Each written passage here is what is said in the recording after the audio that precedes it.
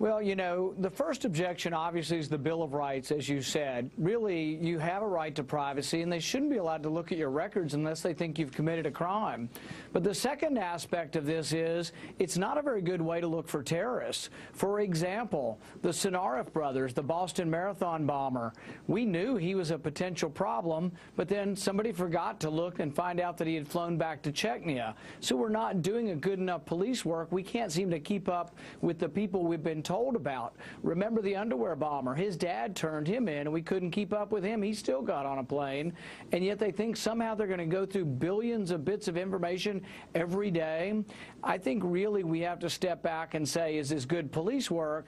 But also, isn't our right to privacy more important than this? Well, would you then say it's broad sweeping, the least effective method possible, and the most intrusive on our rights?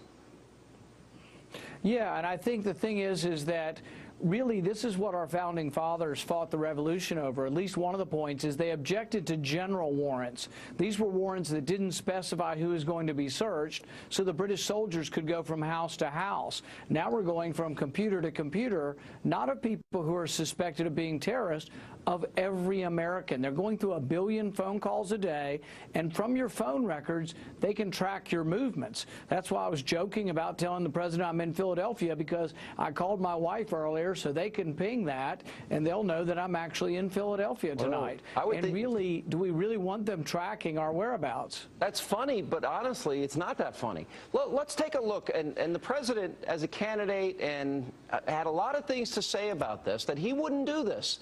Let's remind people of the things that he promised.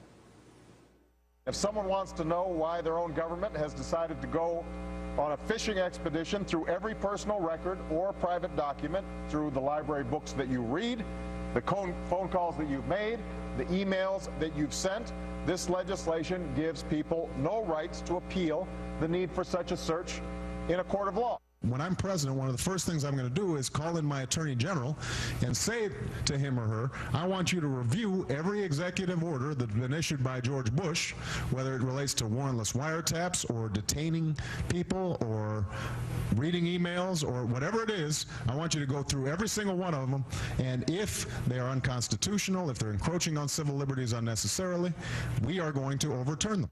I will provide our intelligence and law enforcement agencies with the tools they need to track and take out the terrorists without undermining our Constitution and our freedom. We need to find a way forward to make sure that we can stop terrorists while protecting privacy and liberty of innocent Americans. As for our common defense, we reject as false the choice between our safety and our ideals.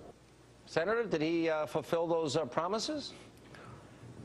Well, see, you know, this is why the American public has such a low regard for politicians. It's utter, frank hypocrisy.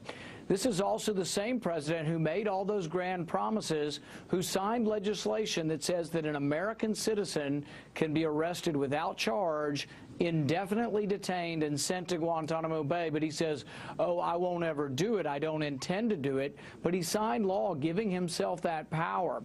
So he says a lot of good things, and he sounds good, but he doesn't really seem to mean anything that he says. And that kind of hypocrisy is why Americans are so fed up with Washington. Senator, the Director of National Intelligence back in March, James Clapper, told the Senate Intelligence Committee that the NSA did not collect data of millions of Americans. I want to air this and see if you think this is true.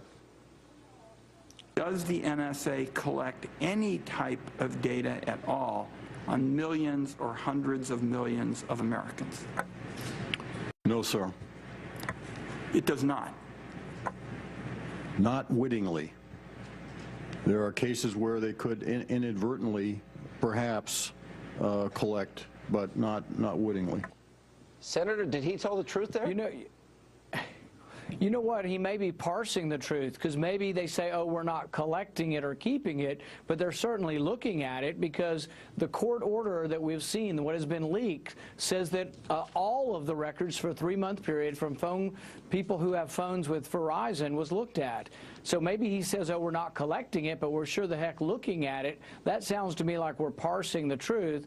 But I think ultimately American people have to decide, and I've started a lawsuit. We're asking tens of millions of Americans to join our lawsuit. You can go to randpac.com, join this lawsuit. We want you on our lawsuit, Sean, because they're probably looking at your phone records for certain. We want tens of millions of Americans to sign up and say to the president, we want them to say to the president, we don't want you looking at our phone records unless we're accused of a crime. You know, Senator, I had a thought today, and I want to run it by you. I was thinking, if this was, they keep saying this was done in the name of national security, and this is so general and broad sweeping and inefficient, as we stated, wouldn't, if they really cared about security, wouldn't they secure the border first before they would spy on all these Americans? There's all kinds of things. Even look back to 9/11, the 20th hijacker, we had him. The FBI had him for a month, and they wrote 70 letters asking for a warrant, and it never came. We're not doing good police work, but we're overly broadly looking at everyone's records. It's the wrong way to go.